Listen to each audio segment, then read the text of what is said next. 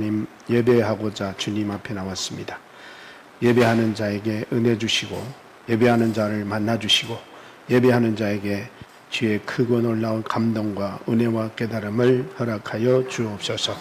하나님, 오후에는 많이 피곤하고 졸리는 시간이지만 성령님의 은혜로 하나님의 말씀에 집중하여 은혜 받게 하옵소서. 예수님의 이름으로 기도하옵나이다. 아멘. 우리 오전에 보신 마태복음 3장 1, 2절, 3절 한번 다시 보겠습니다. 마태복음 3장 1절에서 3절 말씀 우리 다 같이 함께 다시 읽습니다. 마태복음입니다. 제가 읽어드릴 테니까 여러분들이 한번 보도록 합니다. 그때에 세례 요한이 이르러 유대 광야에서 전파하여 이르되 회개하라 천국이 가까이 왔느니라 하였으니 저는 선지자 이사야로 말씀하신 차라 일렀으되 광야에 외친 자의 소리가 있어 가로되 너희는 주의 길을 예배하라 그의 첫 경을 평탄케 하라 하였느니라. 4절 더 읽을게요. 이 요한은 약대 털옷을 입고 허리에는 가죽띠를 띠고 음식은 메뚜기와 석청이었더라. 아멘.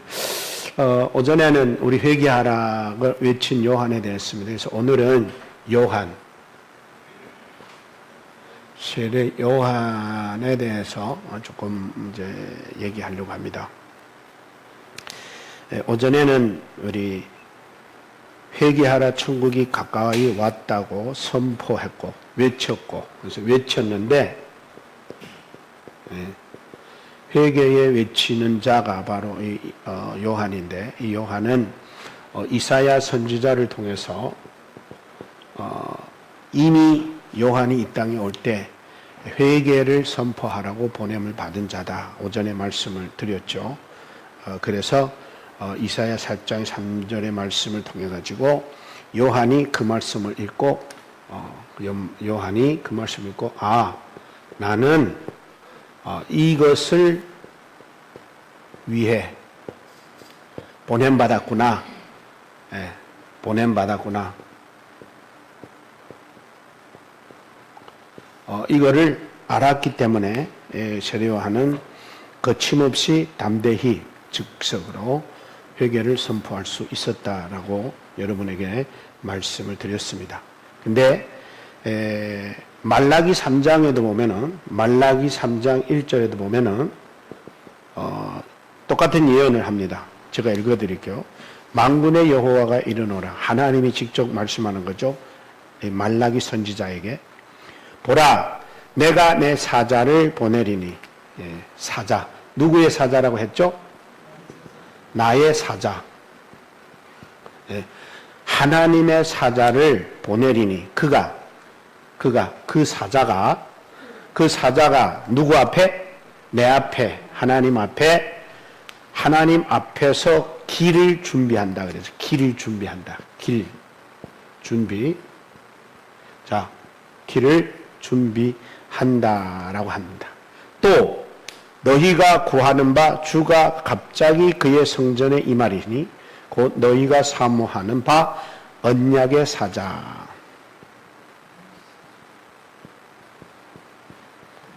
언약의 사자 아마 여기서 이제 또 등장합니다. 그래서 요한이 길을 예비해 놓으면 그 길을 따라 누가 임한다고요? 언약의 사자가 임한다. 그렇게 얘기합니다. 그래서 여러분 이 말씀을 우리가 한번 생각하면 세례 요한은 누구의 길을 닦았어요? 주의 길을 닦았죠. 그렇죠? 주의 길. 여기서 나의 길, 하나님의 길. 이렇게 말합니다. 자, 그러면 한번 생각해 볼게요. 세례 요한은 주의 길을 예비했고 주의 길이 예비되면 누가 온다고요? 언약의 사자가 임하신다 그랬어요. 자, 그러면 세례 요한이 길을 닦는다는 것은 뭐를 의미해요? 길을 닦는다는 것은 누가 올 수 있는 길이라 그랬죠? 주님이 올 수 있는 길. 자, 물어볼게요. 주님이 올 수 있는 거예요. 주님은 어떤 길을 가실 수 있어요? 예를 들게요.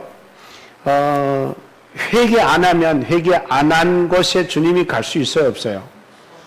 없죠. 그러니까 쉽게 말하면 세례 요한은 길을 닦는단 말은 주님이 오셔야 되는데 여기까지 와고 보니까 여기는 전부 다 뭐예요? 죄로 가득 차 있는 거예요. 그러면은 예수님이 여기까지 오시고 죄악 세상으로 들어갈 수가 없는 거예요. 의로우시고 거룩하시기 때문에. 그러니까 세례 요한은 주님이 들어가실 수 있도록 뭐를 닦아요?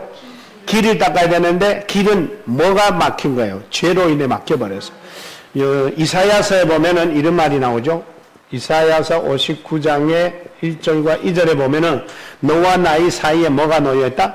죄가 가로 놓여있으므로 내가 너희 기도를 듣지도 못함도 아니고 내가 손이 짧아 너를 돕지도 못함도 아니다. 그러면 여기서 길을 닦는다는 것은 뭐를 해결하면 돼요?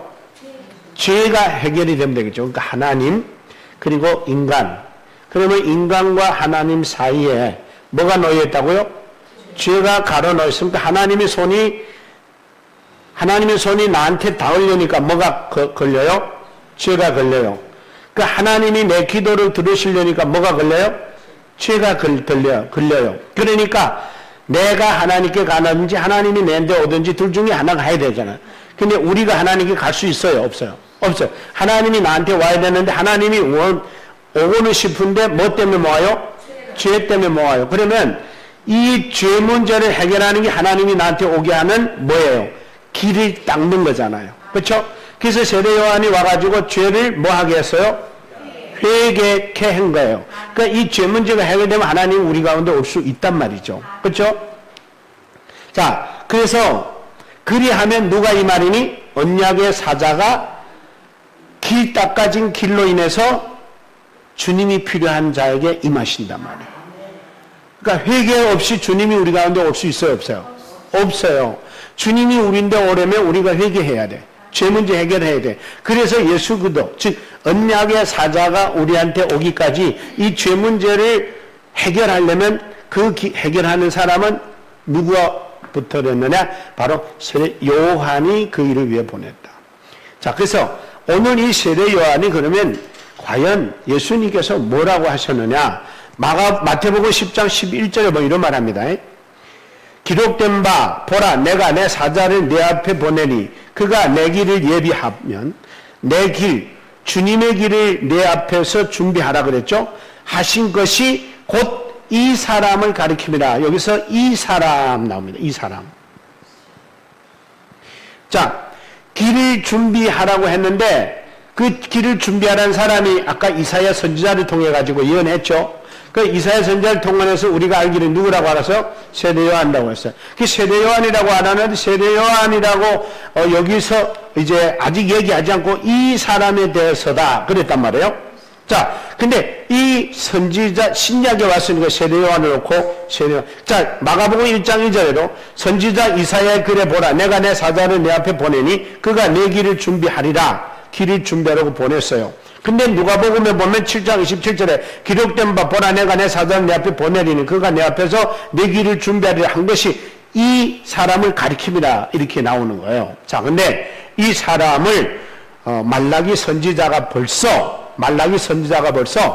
세례 요한이 오기 전에 예언을 했는데 봐봐요. 말라기 4장 5절에 보면 이렇게 예언합니다. 뭐라고 예언하냐면 보라 여호와의 크고 두려운 날이 이르기 전에 내가 선지자 엘리야를 너희에게 보내리니. 그러니까 결국에는 이 사람이라고 하는 이 사람은 누구예요? 엘리야를 말하는 거예요. 엘리야. 그러니까 엘리야는 말라기 선지자가 예언하여 주의 길을 닦으라고 주의 길을 예비하라고 보낸 사람이에요. 그런데 신약에 와서는 뭐로 등장해요? 요한으로 등장해요. 그래서 요거를 어떻게 엘리야를 놓고 세례 요한이라고 하느냐를 여기서 이제 말해주는데 여기서 제가 조금 더 읽어드릴게요. 마태복음 16장 14절에 이르되 더러는 세례 요한 더러는 엘리야 어떤 이는 예레미야 선지자 중에 하나이다. 마태복음 17장 11절 예수께서 대답하여 이르시되 엘리야가 여기 엘리야가 과연 여기에 보면은 먼저 와서 모든 일을 회복하리라 그래서 엘리야가 과연 먼저 와서 모든 일을 뭐 한다고요? 회복하리라. 12절. 내가 너에게 말하노니 엘리야가 이미 왔으되 사람들이 알지 못하고 임의로 대우하였도다. 인자도 이와 같이 그들에게 고난을 받으리라 하시니. 구약에서 엘리야라고 말씀드렸던 그 사람이 신약 시대에 와서 예수님이 오시니까 예수님이 오시기 전에 죄의 문제를 해결하는 회개를 선포했는데 그 사람이 누구라고요? 바로 요한이었다. 그러면 엘리야가 신약에 와서는 누구로 바뀌어요? 요한으로 바뀐 거예요. 그래서 엘리야는 신약 시대에 와서 요한으로 바뀌었는데 요한이 그래서 구약의 마지막 선지자다 이렇게 보기도 합니다. 제일 마지막 선지자. 근데 제일 마지막 선지자였는데 제일 신약에 와서는 뭐한 사람이에요? 주의 길을 닦고 주님이 오시기 전에 먼저 외친 회개를 세례 요한을 통해서 외쳤다. 그래서 신약에 와서 예수님이 등장하게 되니까 신약이 된 거잖아요. 그렇죠? 그래서 누가복음 1장 76절부터 보면은 이 아이여 내가 지극히 높으신 이의 선지자라 일컬음을 받고 주 앞에 앞서가서 그 길을 준비하라. 77절. 주의 백성에게 그 죄 사함을 말미암는 구원을 얻게 하리라. 이제 이렇게 예언이 됩니다. 그다음 마태복음 11장에 보면은 이제 계속해서 세례 요한에 대해서 나오는데, 그러니까 우리가 여기서 이제 볼 게 뭐냐면은 우리가 지금까지 알고 있는 세례 요한은 구약 시대 때도 있었다 없었다? 있었다.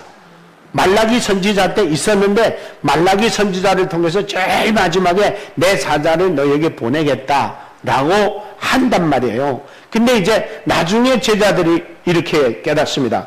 아, 그제서야 여기 마태복음 17장에 보면 뭐라고 하냐면 그제서야 제자들이 예수께서 말씀하신 것이 세례 요한인 줄 깨달았으니. 아, 엘리야를 말한 것이 곧 세례 요한에 대한 말이구나 한 걸 깨달았다는 거예요. 그러니까 지금도 여러분 들으면 이해가 잘 돼요? 어려워요? 어렵죠? 헷갈리잖아요. 예. 근데 예수님도 엘리야 이야기하면서 과연 엘리야가 먼저 와서 이 땅의 문제들을 회복하리라. 그는 이미 먼저 왔다. 그래서 이제 제자들이 들어보니까 아, 지금 얘기하는 것은 요한에 대한 얘기였구나 하는 것을 깨달았다는 거예요. 제자들이. 자, 그럼 제가 왜 이 본문을 갖고 우리가 이렇게 구체적으로 나누어야 되느냐 하는 거예요. 여러분, 외친다. 오전에 내가 외쳤다 그랬잖아요. 세례 요한이 회개를 외쳤다. 그러면 요한이 하나님께로부터 보냄받은 목적, 요한이 이 땅에서 한 일, 이런 것들이 다 초점이 어디 가야 돼요? 외침에 있잖아요. 외침. 그렇죠? 이 외침은 바로 뭐 하는 거래? 길을 예비하는 일이다. 자, 잘 들으셔요. 왜 제가 이 얘기를 하냐면 세례 요한은 회개를 외침으로 주의 길을 예비했다 이렇게 나와요. 그럼 우리는 뭐 하는 게 주의 길을 예비하는 거예요? 뭐 하는 거야? 믿지 않는 사람에게 예수님이 가려면 뭐가 돼야 돼요? 그가 회개해야 되잖아요. 돌아와야 되잖아요. 그가 예수님을 모실 수 있고 받아들일 수 있고 영접할 수 있도록 그 사람이 회개해야 예수님이 그 사람한테 갈 수 있잖아요. 그러려면은 세례 요한의 역할을 누군가 해야 돼요. 누가 해야 돼요?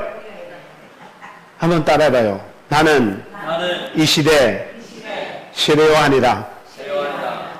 나는 이 시대 하나님이 보낸 세례 요한이에요. 한국 와서 잘 먹고 잘 살라고 보낸 게 아니고, 물론 잘 먹고 잘 사는 건 우리의 기본적인 문제예요. 그거는 시키든 안 시키든 해야 되고, 그거는 잘 되든 안 되든 해야 돼요. 근데 문제는 뭐냐면 내 목적은 그게 아니다. 나와 여러분이 이 땅에 와 사는 것도 그 목적이 아니고, 내가 이곳에 와서 죽으라고 일하는 것도 그것 때문에 아니다. 세례요한이 아까도 이제 말씀드렸지만 4절에 보면은 뭐 약대 털을 입고 가죽띠 띠고 뭐 먹는 거 석청 먹고 그랬잖아요. 그러면 그렇게 살았다는 것은 요한의 삶이 편안하고 삶이 좋았을까요? 어려웠을까요? 어렵죠. 그도 좀 아파트에서 살고, 그도 좀 승용차 타고, 그도 좀 좋은 집에서 살 수도 있었죠. 근데 그는 그런 것들이 중요한 게 아니고, 그는 존재 자체가 누구의 뜻으로 존재했다? 하나님의 뜻으로 존재했다. 이걸 깨달았기 때문에 세례 요한은 위대한 주인공이 될 수 있었던 거예요. 그래서 저는 여기서 이 말씀드리고 싶은 게, 세례 요한이 되기까지 엘리야라고 했고, 엘리야라고 했던 거는 말라기서에 보면은 마지막 메사자를 보낸다고 이렇게 얘기하면서 결국에는 신약의 이 요한으로 등장시켰는데, 이는 뭘 위해 했느냐? 주의 길을 예비하는 일을 위해서 존재했고, 그는 살았고, 그 모든 전체 모습이 포인트가 그것 때문에 존재했다는 거예요. 그래서 요한은 같이 있었어요. 그래서 요한은 위대했던 거예요. 그래서 요한은 존경받았던 거예요. 자, 한번 요한은 어느 정도 존경스러운 사람이고 얼마나 대단한 사람인가? 마태복음 11장에 보면은 이렇게 말합니다. 내가 진실로 너에게 말하노니 여자가 낳은 자 중에 세례 요한보다 더 큰 이가 일어남이 없다 했습니다. 그러면 요한은 존경받은 사람이야, 안 존경받은 사람이야? 요한보다 더 훌륭한 사람 없대요. 여자가 낳은 사람 중에는. 그러면 훌륭한 사람이잖아요. 그렇죠? 근데 그의 업적을 보면은 세례 요한은 거창하게 등장하지 않고 아주 간단하게 등장합니다. 그의 내용도 많지도 않습니다. 근데 문제는 뭐냐? 그의 포인트 하나, 그는 무엇을 위해서 보냄받았고 그는 무엇을 위해서 이 땅에 살았는가 이거예요. 이게 우리의 핵심이에요. 저는 이제 한국에 올 때 개척하려고 왔습니다. 돈 벌려고 왔다가 아무래도 목사니까 개척해야 되겠다 해서 한 게 아니고 저는 아예 여기 하나님이 개척하라 해서 왔어요. 근데 잘 들어보세요. 개척하라 해서 갔는데 한국에 와 개척하기 어려우니까 개척은 안 하고 돈 벌면서 내가 잘 먹고 잘 살았다고 생각해 보세요. 내 존재 가치는 어떻게 될까요? 남들이 볼 때는 김 목사 뭐 잘 살고 뭐 좋은 차 타고 이렇게 부러워할 수 있어요. 돈 많이 넣으면. 그런데 문제는 뭐냐면 나는 나를 보내신 그분 앞에 어떤 존재일까요? 쓸모없는 폐물이 돼버려요. 쓰레기 돼버려요.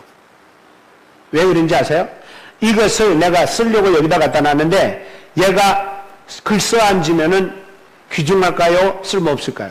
쓸모없어요.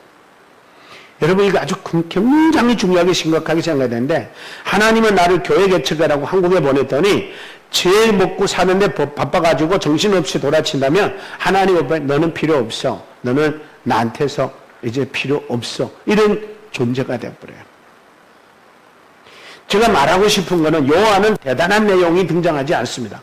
요한은 보내기도 하나님 계획부터 하나님의 섭리 가운데 주님의 길을 예배하려고 보냈고 그 일을 위해서 왔고 그 일을 위해서 살았고 그 일을 위해서 살았기 때문에 인간적으로는 별 볼품 없고 석청이나 먹고 가죽옷이나 입고 허리 띠고 이렇게 야인처럼 들 사람처럼 살았었지만 사람들에게는 굉장히 주목받을 만큼 존경받을 만큼 온전한 사람이었다는 거예요. 정의로운 사람이었다는 거예요. 한 가지만 더 말씀드리면 사람이 가장 가치 있고 보람 있고 존귀할 때가 언제인지 아세요? 언제일 것 같아요? 여러분이 가장 존귀하고 가장 소중하고 가장 귀하고 가장 보화 같고 가장 보배 같을 때 언제라고 생각해요? 예, 그렇습니다. 하나님이 나를 만드신 목적에 맞게 살아갈 때 최고의 보배입니다. 얘가 아무리 못나도 아무리 볼품없게 만들어지고 아무리 어린아이들 모양처럼 이제 서툴게 만들어졌다도 나는 얘를 이쁘게 만들려고 만든 게 아니야. 나는 얘를 글 잘 쓰려고 만든 거야. 그러면 얘는 글만 잘 쓰면 소중합니다. 뭔 말인지 아시겠죠? 얘 목적은 이쁜 게 아니에요. 사람들이 아니 난 싫어. 저 보기 싫어. 아유 얘 보고도 싫어. 이런 게 아니에요. 얘는 써봤을 때 글 잘 나오면 야 너무 소중해. 너무 귀해. 나는 이거 절대 안 버릴 거야. 이렇게 되는 거예요. 나와 여러분도 존재는 똑같아요. 여러분 무슨 일 잘하고 글 잘 쓰고 뭐 이게 아니고 뭐 잘해서가 아니고 하나님은 우리를 인간처럼 살게 만들어 놓았어요. 그때가 가장 하나님께 귀해요. 그때가 하나님께 가장 소중해요. 그때가 하나님께 가장 사랑받을 수 있을 때예요. 여러분, 글 안 쓰는 사람들한테는 볼펜이 소중해요? 별거예요? 별거예요.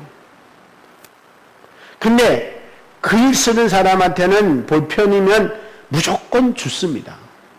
길거리 등게도. 소중은 내가 어떤 무엇을 크게 거창하게 할 때 아니라 그 존재 자체의 역할을 할 때라는 거. 이거 잊지 마야 돼. 우리 예수 믿는 사람들이 행복하지 못하는 이유가 있습니다. 왜냐하면 내 존재 목적을 어긋나고 잘못 생각했기 때문에 그렇습니다. 오해하기 때문에 그렇습니다. 여러분 물어볼게요. 예수 믿으면 잘 살아야 됩니까?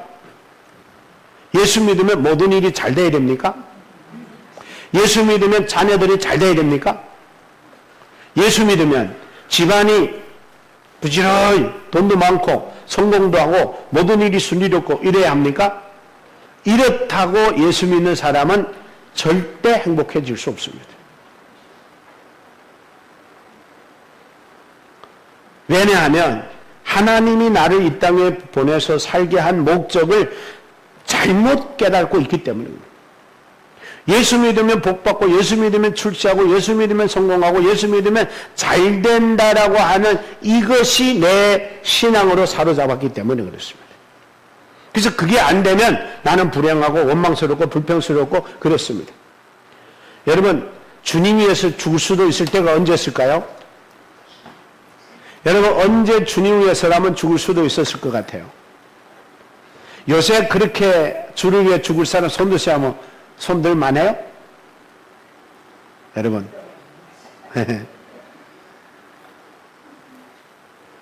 가장 첫 번으로 내가 주님을 만났을 때 내 존재가 주님한테 그렇게 나는 소중할 줄 몰랐어요.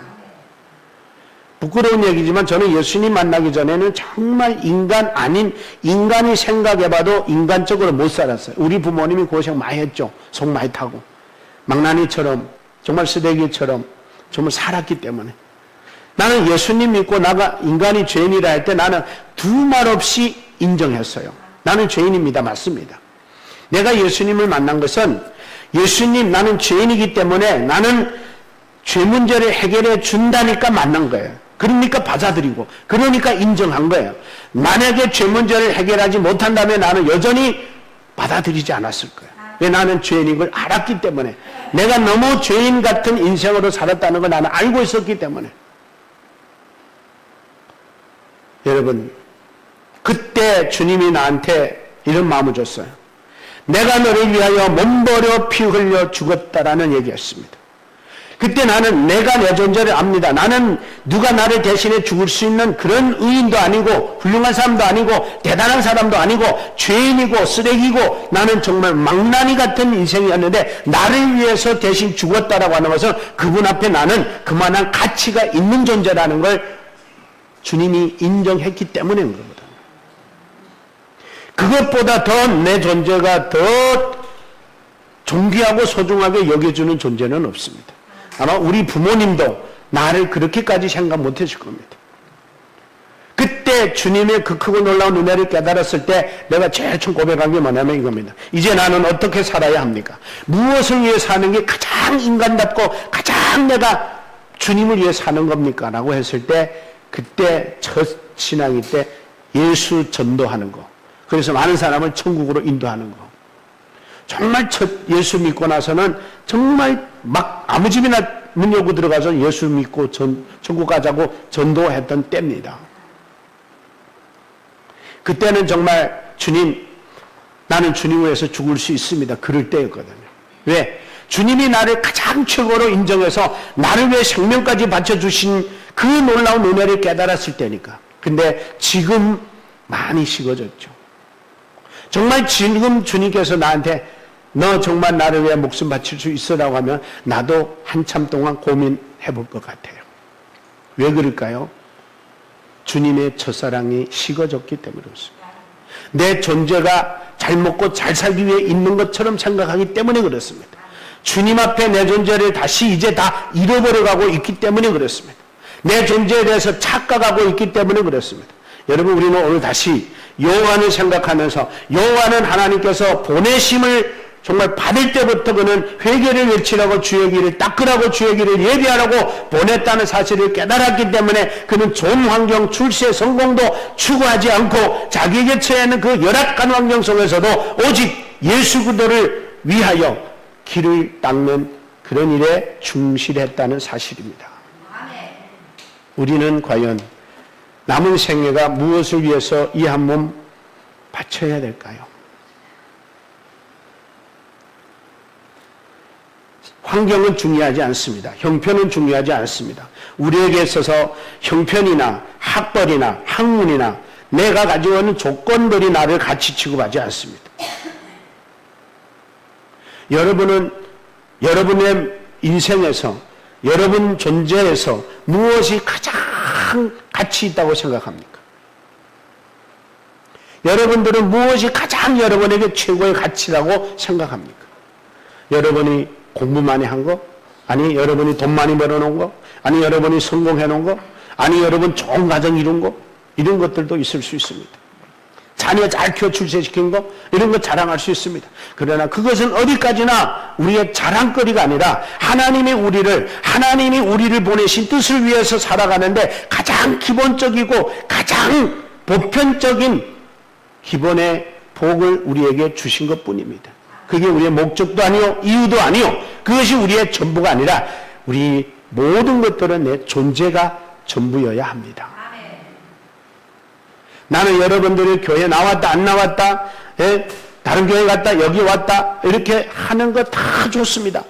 난 절대 뭐라고 하지 않습니다. 그러나 중요한 것은 내가 어디에 갔든지 어느 교회 갔든지 어느 교회 출생하고 어느 예수 신앙생활하든지 떠나서 내 존재를 향한 하나님의 뜻이 뭔지를 깨달아 내 존재답게 사는 것이 최고의 가치라고 생각합니다. 그걸 모르면 아무리 많은 일을 해도 아무리 많은 헌신을 해도 그것이 별로 의미 없습니다. 왜냐하면 내가 나를 모른다는 것은 내가 나를 보내신 이를 모르는 것과 같기 때문에 그렇습니다. 사랑하는 저와 여러분, 우리 모두는 나를 세우시고 아니 나를 이 땅에 있게 하시고 나를 태어나게 하셨을 뿐만 아니라 오늘에 이르기까지 이 환경을 다 몰아서 이곳에 있게 하신 하나님의 뜻이 무엇일까? 지금부터 내가 무엇을 할 때 가장 인간이 보람있고 인생에 보람있는 삶을 살 수 있을까? 아까 오전으로 돌아가서 이지영 그 스타 강사가 AI 시대 얘기하면서 이런 얘기했습니다. AI는 우리가 말해놓은 거, 살아놓은 거, 행동한 거, 그 외에 더 이상은 채취 못한다고 했습니다. 그러면 이제 우리에게, AI에게 가장 좋은 모습을 남길 수 있는 것은 뭔가? 내 영혼의 존재와 내 정신, 내 존재 자체의 정신, 정말 온전한 생각과 온전한 마음과 온전한 거룩한 영혼들이 정말 아름다운 모습으로 살아가는 겁니다. 그것만이 AI에게 뒤처지지 않습니다. AI는 내가 살아난 모습대로 내가 거룩한 말을 하면, 그래서 여러분 요새는 AI 하면은 검색을 합니다. 검색을 하는데 내가 이 검색창에다가 무엇을 검색하느냐 따라서 다 내가 어떤 사람에게 나옵니다. 어떤 사람은 그림에 대해서, 어떤 사람은 사랑에 대해서, 어떤 사람은 전쟁에 대해서, 어떤 사람은 병에 대해서 온갖 것 다 해도 다 나옵니다. 여기다가 아마 암 걸린 환자 무엇으로 치료합니까? 검색해 보십시오. 얘가 이 우주 안에 있는 모든 내용들을 종합하고 축소해서 여기다가 검색해 줍니다. 그러면 얘가 이 우주 속에 없는 거, 인간들이 해놓지 않은 거 검색할 수 있을까요? 없습니다. 그래서 제가 오전에로 돌아와서 하는 말씀은 나와 여러분은 누군가가 혹시라도 예를 들어 몇십 년 지나 몇백 년 지났다 할 때 김창일 목사 검색 딱 했다. 그때 나에 대해서 좋은 모습이 나와야 되겠는가? 아니면 엉뚱한 이야기를 나와서 남들을 실망시키겠는가 하는 걸 내가 살아놓은 삶이 결정합니다. 그래서 다시 돌아와서 우리는 가장 중요한 것은 여러분 착하게 살려고 노력하고 뭐 열심히 살아서 좋은 모습 보이려고 노력하는 것보다 더 중요한 건 뭐냐? 내 존재의 가치 있게, 내 존재의 목적에 맞게 사는 겁니다. 그는 억질로 노력 안 해도 살아내면 됩니다. 목적을 위해 살면 내 삶은 의롭고 거룩하고 아름다운 삶이 되어질 줄로 믿습니다. 그래서 여러분, 저는 마지막 한 가지만 부탁한다면 여러분의 존재의 목적을 깨달으시기를 바랍니다. 그게 맞게만 산다면 여러분들은 누가 검색해도 여러분의 아름다움, 이 인생은 참 아름답게 참 멋지게 살았어 라고 하는 기록이 여러분에게서 정말 나올 줄로 믿습니다. 기도하겠습니다. 이 시간 우리 함께 기도하겠습니다. 하나님, 우리는 세례 요한을 생각해 봤습니다. 요한을 통해서 볼 때 요한은 성경의 거창한 내용으로, 방대한 내용으로 기록되지는 않았습니다. 그러나 세례 요한의 이 짧은 내용들 속에 분명하고 확실한 것은 하나님이 세례 요한을 이 땅에 보내실 때부터, 아니 하나님의 계획과 섭리와 뜻 가운데 주의 길을 예비하라고 보냈고, 그는 그 길을 예비하기 위하여 그는 주어진 환경과 형편과 처지 속에 어떤 것도 원망과 불평하지 않고 하나님 그 현실을 다 받아들이며 자기의 존재, 자기 본연의 가치, 그 가치에 맞게 정말 그는 충성과 최선을 다함으로 위대한 선지자, 마지막 구약시대의 선지자, 신약의 최고로 초추한 예수님보다 먼저 앞선 선지자로 우리에게 익혀지게 하셨습니다. 우리에게 주어진 이 현실이 앞으로 세례 요한처럼 우리에게도 위대하고 아름다운 정말 걸작품만 남길 수 있는 우리 성도들 되게 해달라고 같이 기도하겠습니다. 기도합니다.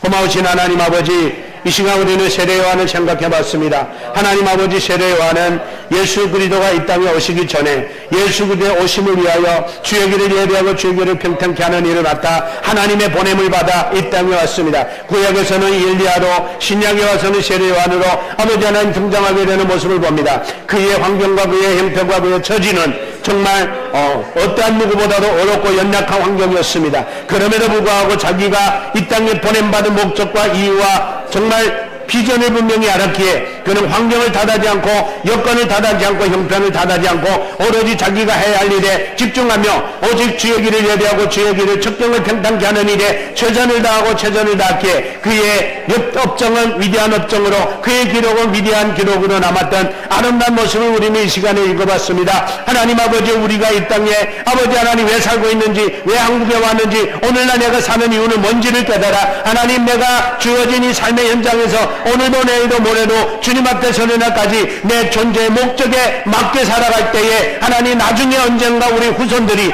아버지와 나에게 정말 대한 궁금함을 검색할 때에 정말 의롭고 거룩하고 아름다운 모습을 아버지 하나님 업적으로 남길 수 있는 우리 모두가 될 수 있도록 하나님 역사하여 주시옵소서.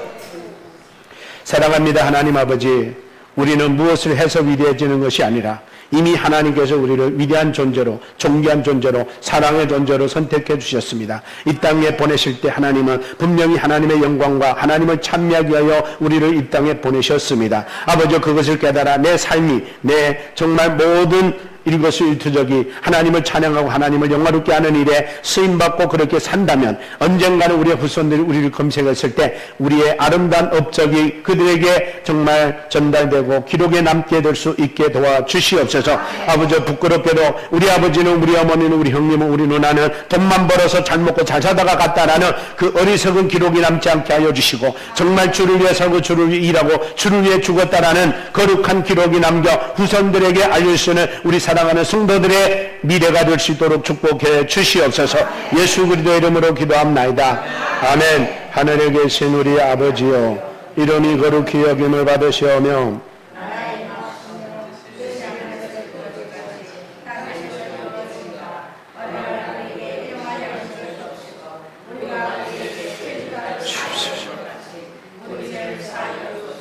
우리를 시험에 들게 하지 마옵시며 다만 악에서 구하옵소서. 대개 나라와 권세와 영광이 아버지께 영원히 쌓옵나이다. 아멘. 수고들 하셨습니다.